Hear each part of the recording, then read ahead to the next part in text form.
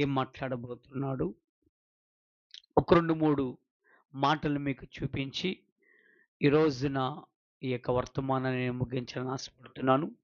రండి, పరిశుద్ధ గ్రంథమైన బైబిల్ నుండి కీర్తనల గ్రంథము 89వ కీర్తన 8వ వచనం. కీర్తనలు గ్రంథము 89వ కీర్తనలు 8వ వచనం లేదా 8వ చరణం. అక్కడ బహు స్పష్టంగా ఓ చక్కని మాటను అక్కడ పరిశుద్ధాత్మ దేవుడు మనకు చూపిస్తూ వస్తున్నారు. 8 అండి, 89, 8.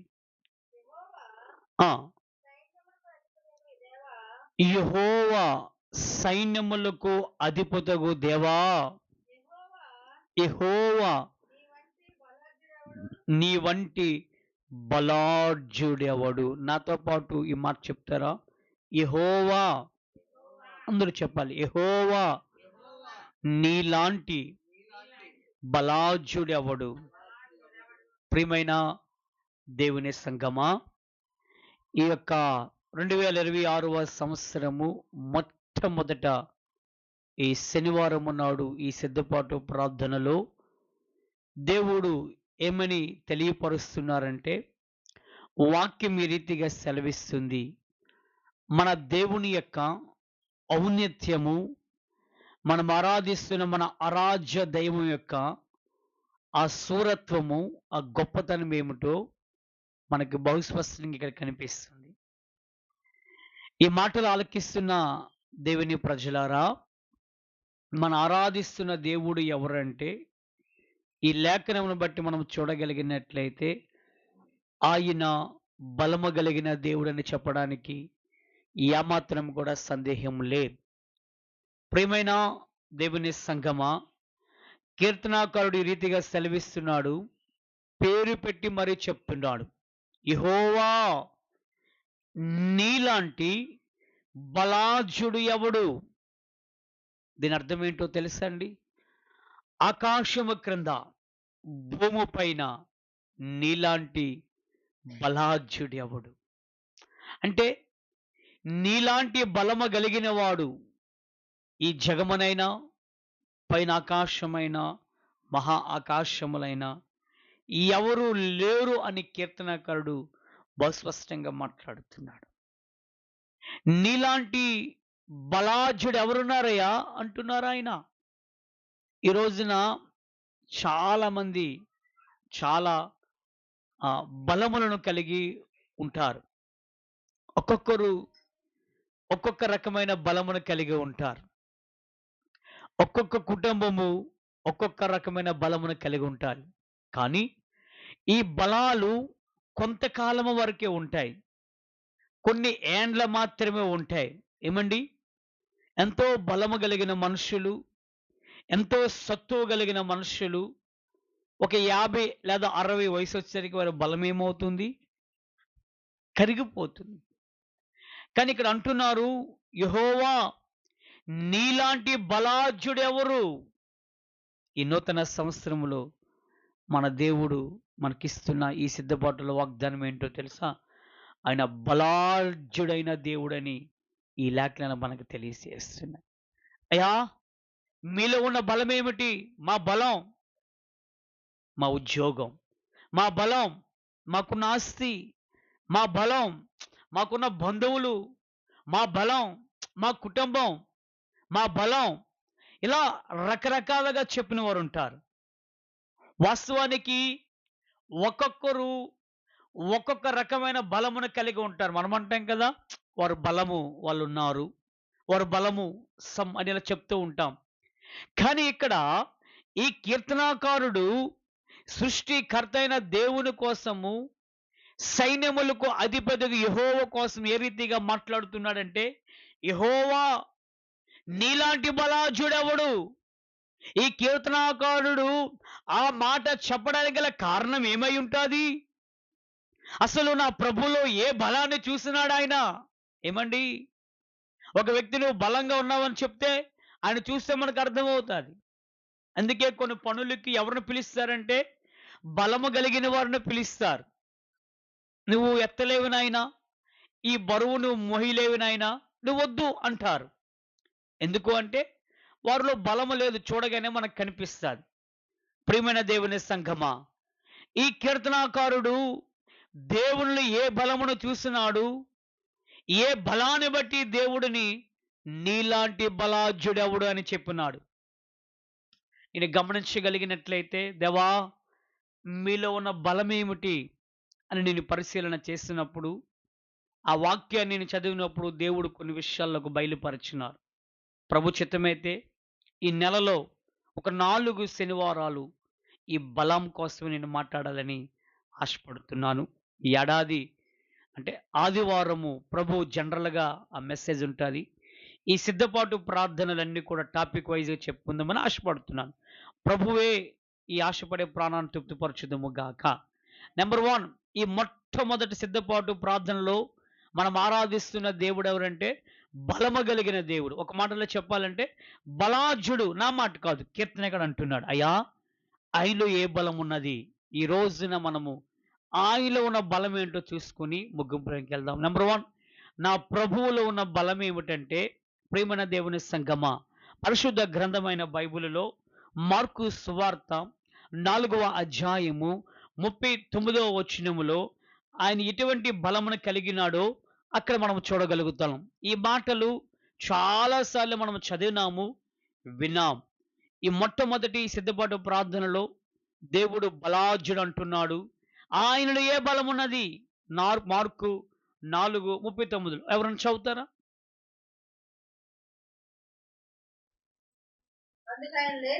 అందుకు ఆయన లేచి గాలిని గద్దించి నిశ్శబ్దమై ఊరుకుండమని సముద్రముతో చెప్పగా గాలి అణిగి మిక్కులు నిమ్మలమైన. చాలండి. మొట్టమొదటిగా కీర్తనాకారుడు ఆయన బలాఢ్యుడు అని చెప్పినారు.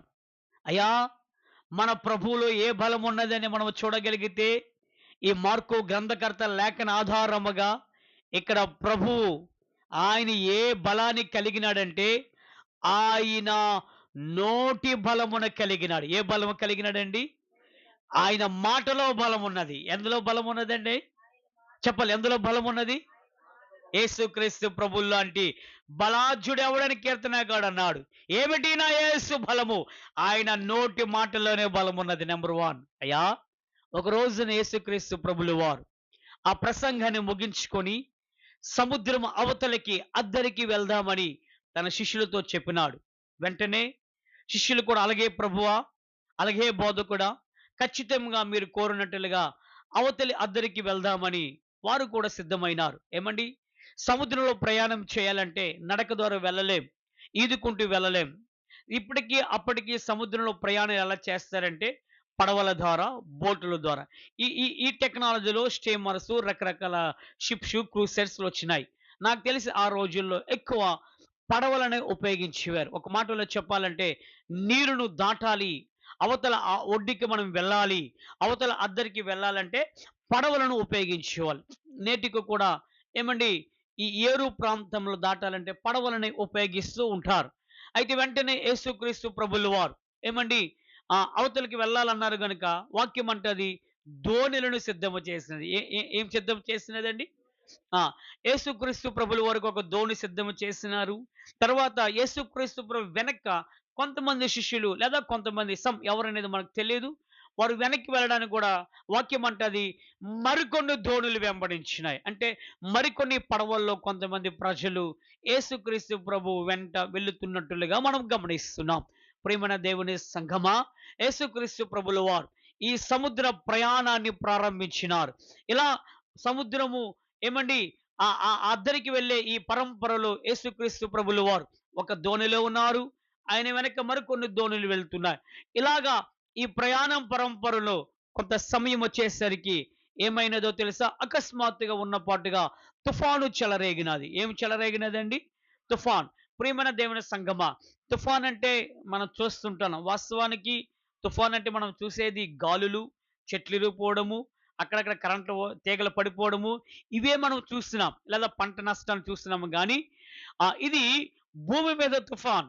ప్రియమైన దేవుని సంఘమా, ఉదు తుఫానుకి విశాఖపట్నం ఉన్నాం, కనులారా చూస్తున్నాం. ఆనాడు గవర్నమెంట్ చాలా వితిన్ కొన్ని డేస్‌ల్లో ఆ పవర్ తేవడం కూడా మేము చూస్తున్నాం కనులారా. రైట్. ఇది 2012 ఆ టైంలో జరిగిందనుకుంటున్నాను. అది చాలా భయంకరమైన తుఫాన్. అయితే సముద్రంలో తుఫాన్ ఎలా ఉంటదంటే అది మామూలుగా ఉండదు. అది ఫేస్ చేసినోడికి తెలుస్తది. మనం న్యూస్‌లో చూస్తామే గానీ, ఈ సముద్రం తుఫాన్ అనేది అంత మనం చెప్పుకున్నంత రీతిగా అది ఉండేది కాదది. చాలా భయాందకరంగా చూపిస్తది. ఏమండి? ఒకవేళ ఇక్కడ మనం తుఫానొస్తే ఏం చేస్తామంటే, స్పీడ్‌గా వచ్చి ఒక ఇంట్లోకెళ్ళిపోతాం. తలుపులేసుకుంటాం, కిటికీలేసుకుంటాం. ఎక్కడో ఒక షెల్టర్ రూమ్‌కి వెళ్ళిపోతాం. సముద్రంలో ఉండేవాళ్ళు ఎక్కడికి వెళ్ళలేరు. ఒక మాటలో చెప్పాలంటే తుఫాను వచ్చే ముందు సముద్రంలో విపరీతమైన గాలులొస్తాయి. ఎదురు గాలులొస్తాయి. అంటే వారు వెళ్తున్న ఆ ప్రయాణం వెళ్ళనివ్వదు. ఆ పడవ వెళ్ళనివ్వదు. ఈళ్ళెంత బలంగా నెట్టినా అది వెళ్ళనివ్వదు గాలులు. రెండవదిగా అలలు, కెరటాలుంటాయే అవి మామూలుగా ఉండే స్థాయి కంటే అధికమైన స్థాయిని అవి పెంచుతాయి. అంటే ఒక మాటలో చెప్పాలంటే ఆ కెరటాలు చాలా ఎత్తున ఉవ్వెత్తున లెగిస్తాయి, పడుతుంటాయి. ఈ క్రమంలో ఎలాగా ఆ పడవ వెళ్తాది? వెళ్ళలేదు. ఆ రోజున కూడా యేసుక్రీస్తు ప్రభులు వారు ప్రయాణం చేస్తున్న ఆ పడవలో కూడా ఇదే పరిస్థితిని ఎదురైనది. నాకు తెలిసి శిష్యులు చాలా వరకు ప్రయత్నం చేస్తున్నారు. పడవను ముందుకు తీసుకువెళ్ళడానికి వారెంతగానో ప్రయత్నం చేస్తున్నారు. కానీ వారి వల్ల అర్థం కాలే. మన్నించిన వాళ్ళ వల్ల సాధ్యం కాలే. చూసారు అయ్యో! ఇంకా మనము ఈ ఈ ఈ తుఫాను వలన మనం ఏం చేస్తామంటే ఈ ప్రమాదంలో పడిపోతున్నాం. ఆఫ్‌కోర్స్ మన ప్రాణాలు గూడా పోతాయేమో! ఆఫ్‌కోర్స్ మనం సముద్రంలో పడిపోతామేమో! ఇలాగ రకరకాలుగా వారు మాట్లాడుకుంటున్న సమయంలో సరే, ఇంత భయంకరమైన ఈ తుఫాన్‌ను మనం అనుభవిస్తున్నాం కదా! మనమే చూస్తున్నాము కదా! మరి కిందన మనతో పాటు మన బోధకుడు, సర్వ సృష్టికర్త అయిన యేసుక్రీస్తు ప్రభులు వారు ఉన్నారు. వాక్యం అంటది ఆయన వాడ దిగువ భాగాన ఎక్కడండి ఆయన? చెప్పండి. అడుగున లేదా దిగువ భాగాన ఆయన పడుకున్నట్టులుగా లేఖనాలు మనకు కనిపిస్తున్నాయి. ఇలా కొంతమంది వచ్చినారు. అయ్యా! బోధకుడా, భయంకరమైన తుఫాను చెలరేగినది. అలలు, గాలులేస్తున్నాయి. ప్రయాణం సాగట్లేదు. ఒక మాటలో చెప్పాలంటే మాకు చాలా భయమేస్తుంది. ఒకసారి మీరొచ్చి చూడండి అని ప్రభులు వారికి చెప్పినారు. వెంటనే ప్రభులు వారు పైన మీద ఏం జరుగుతుందో ఆయనకి తెలియలేదు. ఎందుకంటే వాడు అడుగు భాగాన ఉన్నారు నా ప్రభులు వారు. వెంటనే వారు మాటను అంగీకరించి ప్రియమైన దేవుని సంగమా వారు పైకి రావడము మనం చూడగలుగుతున్నాం. ఇది జరిగిన సంఘటన. దీన్ని ఆత్మీయముగా లేదా దీన్ని మనక ఆధ్యాత్మికంగా దీన్ని ఎలా భావించుకోవాలంటే ఈ సముద్రం అనే ఈ లోక ప్రయాణములో ఈ దోణి అనే ఈ కుటుంబము, ఈ పడవని ఈ జీవితము ఏమండి ఎన్నో ఏండ్లు ప్రయాణము చేస్తూ వస్తాది. ఒక కుటుంబము లేదా ఒక మనిషి యొక్క ధోని ప్రయాణము 50 ఏండ్లు అవ్వచ్చు, 60 ఏండ్లు అవ్వచ్చు, 70 ఏండ్లు అవ్వచ్చు. ఈ లోకమనే ఈ సముద్రములో ఈ పడవనే ఈ జీవితము అవతల అద్దరికి అనగా మరణ అనంతరము చేరవలసిన స్థలానికి చేరే ఈ జీవన పోరాటంలో ఎన్నో తుఫాన్లు వస్తుంటాయి. ఎన్నో అలలు వస్తుంటాయి. ఒక మాటలో చెప్పాలంటే ఎన్నో కష్టాలు వస్తాయి. ఎన్నో బాధలు వస్తాయి. ఎన్నో ఇబ్బందులు వస్తాయి. అకస్మాత్తుగా ఒక్కసారి తుఫాను చెలరేగిపోద్ది. అనగా అనుకోకుండా ఒక్కసారిగా మన మీదకి ఏమొస్తాయంటే శ్రమ రావచ్చు, కష్టం రావచ్చు, బాధ రావచ్చు, దుఃఖం రావచ్చు. అటువంటి సమయంలో నేను ఏమి చేయాలో తెలుసా? ఆ రోజున ఆ భయంకరమైన హోరుగాలులు, ఆ తుఫానులు, ఆ అలల కెరటాల మధ్య వారేమి చేయనప్పుడు వారు ఏం చేస్తున్నారంటే ప్రభుల వారికి వచ్చి చెప్పినారు. ఏం చేశారమ్మ వాళ్ళు? దేవునికొచ్చి ఒక మాట చెప్పారు. అమ్మ మీకు అర్థమవుతుందా? దేవునికొచ్చి మాట చెప్పారు. అయ్యా బోధకుడా, మీరు పడుకున్నారు. ఒకసారి మీరు పైకొచ్చి రండి చూడండి. పరిస్థితి చాలా ఘోరంగుంది. మనం ప్రయాణం చేయలేము కదా! మనము ఈ సముద్రంలో పడిపోయే పరిస్థితి ఉంది. ఒకవేళ ప్రాణాలు కూడా పోయే పరిస్థితి ఉన్నది. ఒక మాటలో చెప్పాలంటే ఇది మామూలు తుఫాను కాదు. అంతవరకే బాగానే ఉంది. అకస్మాత్తుగా జరిగినదని చెప్పినప్పుడు ఏ రీతిగా అయితే ఆ మనుషులు లేదా శిష్యులు మన ప్రభువుకు చెప్పినారో ఈ జీవన పోరాటములో ఏమండి ఈ అలల మధ్య, ఈ శ్రమల మధ్య, ఇబ్బందుల మధ్య ఒకవేళ మనము కూడా ఒకవేళ నలిగితే ఆ ప్రాబ్లమ్‌ని మనం ఫేస్ చేస్తే మనము కూడా మన దేవుడైన ప్రభుల వారికి మనం ఖచ్చితంగా ప్రతీదీ మనము చెప్పవలసిన వారమై ఉన్నామని ఈ మొట్టమొదట దేవుడు ఈ అలల ద్వారా మనకు తెలియపరుస్తున్నారు. చాలా మంది వారి కష్టాన్ని వారు అనుభవిస్తారు, వారి బాధను వారు అనుభవిస్తారు, వారి దుఃఖాన్ని వారు అనుభవిస్తారు. ఎవరికి చెప్పుకోవడానికి ఇష్టపడరు. కొంతమంది చెప్తారు, ఇరుగు వారికి చెప్తారు, పొరుగు వారికి చెప్తారు, ఎవరెవరికో ఫోన్ చేసి చెప్తారు. నేను అంటాను, ఓకే చెప్పొచ్చు, నేను కాదంటలేదు. కానీ వీరందరికంటే నీ సమస్యను తీర్చగలిగిన, నీ వాడను క్షేమముగా అద్దరికి చేర్చగలిగిన ఆ సృష్టికర్త అయిన దేవుడైన మన ఆరాధ్య దైవమని యేసుక్రీస్తు ప్రభుల వారికి ఆనాడు శిష్యులు ఎలాగైతే ఆ తుఫానును ప్రభువుకి చెప్పినారో నీవు నేను కూడా చెప్పాలని ఈ వాక్యం మనకు నేర్పిస్తుంది. రైట్, ఆ రీతిగా శిష్యులు చెప్పినారు. వెంటనే ప్రభువు ఏం చేస్తున్నారంటే పైకి వచ్చి చూసి, ఏమండి ఆ తుఫానుతో ఆ గాలితో ఏమని మాట్లాడుతున్నాడో తెలుసా? ఊరకుండము. ఏమంటున్నాడండి? చెప్పాలి, ఏమంటున్నాడు? ఊరకుండము. ఏమండి, నీరు తుఫాన్ ఏమైనా మానవుడా, మనిషా? వారికి మాటలు అర్థమవుతాయా? అర్థం కాదు. దేవుడు అంటున్నాడు, ఊరకుండమని గాలితో అంటున్నాడు, తుఫానుతో అంటున్నాడు, ఆ ఆ కెరటాలతో అంటున్నాడు. ఎప్పుడైతే నా దేవుని నోట నుండి ఆ వాక్కు బయలు వెళ్ళినాదో వెంటనే అక్కడికక్కడే వాక్యం అంటది నిమ్మలించేసింది. హల్లెలూయా చెప్దామా? హల్లెలూయా. ఏమైనదండి అది? నిమ్మలించడం అంటే కామ్ అయిపోవడం, లేదా మన పల్లెటూరు భాషలో చెప్పాలంటే టక్కు పెట్టడం అంటారు దాన్ని. కామ్ అయిపోయాడు. ఏంటి ఇంతవరకు ఇంత కేకలు వేస్తున్నాడు, ఇంత అరుపులు వేస్తున్నాడు, ఇంత హంగామా చేస్తున్నాడు, ఎందుకు సైలెంట్ అయిపోయినాడు? ఎందుకు కామ్ అయిపోయాడు? ఇంత చెలరేగిన తుఫాను, ఇంత హోరెత్తిన గాలులు, ఇంత అల్లోకొరలు పెట్టిన కెరటాలు ఇప్పుడు ఏమైపోయినవంటే నిమ్మలించబడ్డాయి. అంటే ఎక్కడిదక్కడ ఆగిపోయినది, ప్రశాంతత వచ్చేసినది. ప్రియమైన దేవుని సంఘమా, భౌతికముగా తుఫాను వచ్చినదంటే ఏమండి, కొన్ని క్షణాల్లో ఆగిపోయేది కాదు. అందుకే ప్రభుత్వం వారు ఒక రోజు ముందు లేదా 2 రోజుల ముందు అప్డేట్స్ మనకి ఇస్తూ ఉంటారు, హెచ్చరికలు చేస్తూ ఉంటారు. ఎందుకంటే అది జస్ట్ ఇలా వచ్చి ఆగిపోయేది కాదు. దాని యొక్క పరిమాణము లేదా దాని యొక్క తీవ్రత చాలా ఘోరంగా ఉంటుంది. కోర్స్ ఒక రోజు ఉండొచ్చు, 2 రోజులు ఉండొచ్చు, 3 రోజులు ఉండొచ్చు, 4 రోజులు ఉండొచ్చు, అది ఎన్ని రోజులు ఉంటుంది చెప్పలేం. గనుక మీరు జాగ్రత్తగా ఉండండి అని గవర్నమెంట్స్ వారు ఎలా చెప్తారు. కానీ అక్కడ తుఫాను వాస్తవానికి క్షణాల్లో ఆగేది కాదండి. కానీ ఆ క్షణాలలో ఆగడానికి గల కారణం ఏంటో తెలుసా? దేవుని నోట నుండి వచ్చిన ఆ మాట బలము చేత తుఫాను ఆగిపోయిందని దేవుని సేవకునిగా నేను నమ్ముతున్నాను. హల్లెలూయా. నెంబర్ 1, యెహోవా నీలాంటి బలాఢ్యుడెవడు? అంటే ఆకాశం క్రింద, భూమి పైన, మహా ఆకాశముల పైన నీలాంటి బలము కలిగిన వాడు ఎవరు లేరని కీర్తనాకారుడు స్టేట్మెంట్ ఇస్తున్నాడు. అయ్యా, ఏంటి మన దేవునిలో ఉన్న బలము, ఆయనలో బలం ఎక్కడ దాగినది?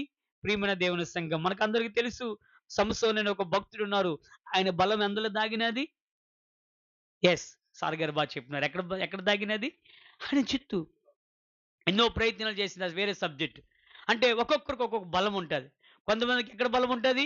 చేతుల్లో బలం ఉంటుంది. కొంతమందికి నడుము బలం ఉంటుంది. ఏమండి, మొన్న మా ప్రాంతంలో నేను ఒక కార్యక్రమం ముగించుకొని సాయంకాలం నేను మా సెంటర్ నుంచి మా ఊరు వెళ్తున్నప్పుడు ఈ మాట చెప్పి నేను ముగిస్తాను.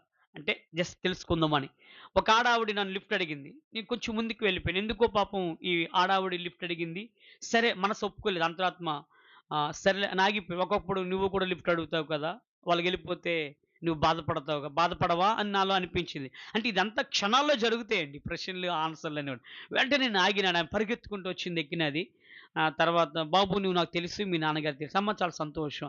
అయితే నేను వెళ్తున్న మీ ఊరు వెళ్ళను, మా ఊర్లో దిగిపోతానంటే, బాబు అక్కడి వరకు ఇచ్చి నాకు చాలు అన్నది. తర్వాత ఆమె అన్నది, నాయనా నీ బండెక్కి నువ్వేమనుకోకంటే, అమ్మ దాంట్లో ఏముందమ్మ, ఏమనుకోలేదని. అయితే నేను ఇంతకెందుకు బండెక్కినానో తెలుసునా నాయనా, నా వెన్నెముక కరిగిపోయింది. ఏమంటుంది ఆమె? వెన్నెముక కరిగిపోయింది, నేను ఎక్కువ దూరం నడవలేను నాయనా, ఇదిగో నేను విశాఖపట్నం ఆసుపత్రి నుంచి వస్తున్నాను, అందుకోసం నీ బండెక్కిన. అమ్మా ఎంత మాట అమ్మ, దానికి అంత ప్రాధాయపడవసరం లేదమ్మా, నేను తీసుకెళ్తాను మా అవసరం. బాబు నువ్వు ఎక్కడి వరకు వెళ్తావు అక్కడ కాపడా రైట్కి అడిగినమ్మా. ఎందుకు మీరు చూస్తే ఒక 40-45 సంవత్సరాల వయసుగా ఉన్నారు, ఇలాగ అడిగేసాను డైరెక్ట్గా. మీ ఎన్నెముక కరడం గల కారణం ఏమిటంటే ఆమె ఒక మాట చెప్పినదా, నాయనా నువ్వు నా తమ్ముడు లాంటి వాడువు, నేను నా యవ్వన వయస్సులో నేను ఏం చేస్తున్నానంటే ఎంతో బలమైన పనులు చేస్తున్నాను. ఏం పనులు చేస్తున్నాను? ఆ! ఎటువంటి పనులు చేస్తున్నావామంటే, ఈ రోజుల్లో ఇంత ట్రాక్టర్స్ వచ్చినాయి. వరిని ఏం చేస్తున్నాయంటే, ధాన్యాన్ని ఆడించేస్తున్నాయి. ఈజీ అయిపోయింది. మిషన్స్ వచ్చినాయి.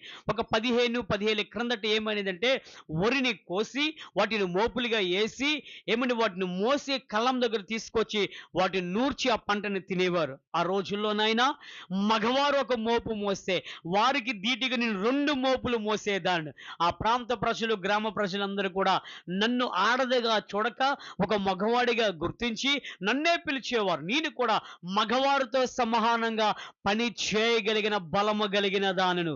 తెలియక ఆ రోజున నేను ఎన్నో మోపులు, ఎన్నో కష్టమైన పనులు నాకేమనిపియలే. నేను చేయగలిగేస్తున్నాను.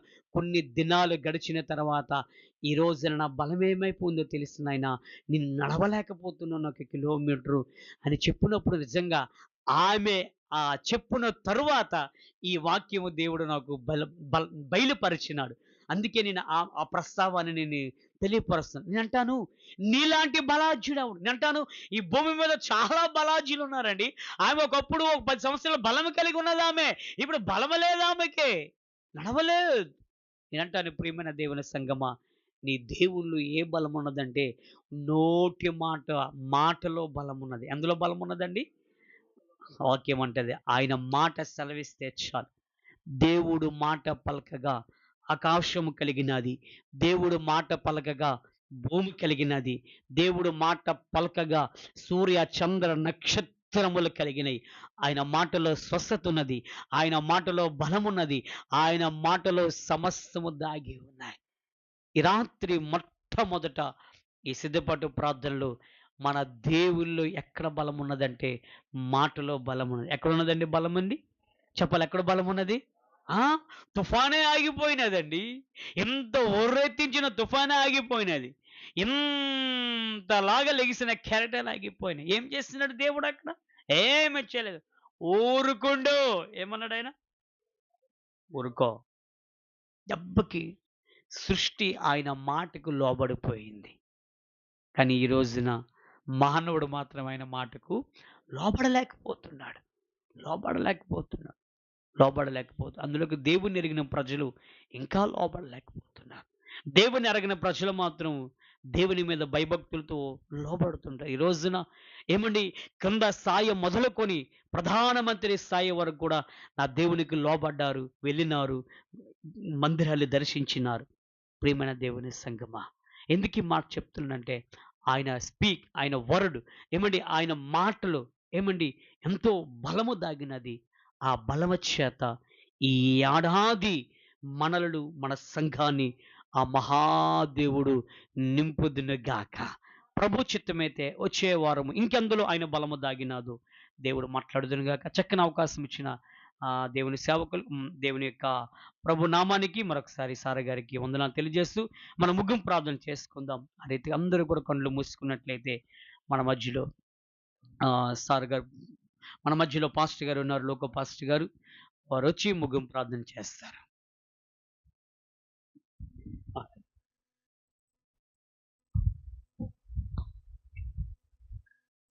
ప్రార్థన చేసుకుందామా. పరిశుద్ధుడు అయిన ప్రేమగల ప్రభువా, నీకు వందనాలు స్తోత్రములు చెల్లించుకుంటున్నాం.